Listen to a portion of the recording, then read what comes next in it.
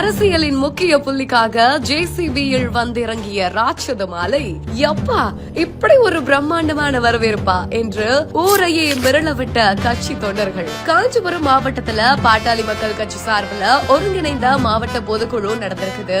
இதுக்காக வருகை தந்த PMK கட்சியோட தலைவருக்கு கட்சி தொண்டர்கள் சார்பில் ஒரு பிரம்மாண்டமான வரவேற்பு கொடுத்திருக்காங்க. அதன்படி அன்புமணி ராமதாஸோட காரு உள்ள என்ட்ரி ஆன உடனே மிரள வைக்கிற மாதிரி ஜேசிபி மூலமா அண்ணாந்து பாக்குற வகையில அவ்வளவு பெரிய மாலையை கொண்டு வந்து வெல்கம் பண்ணிருக்காங்க.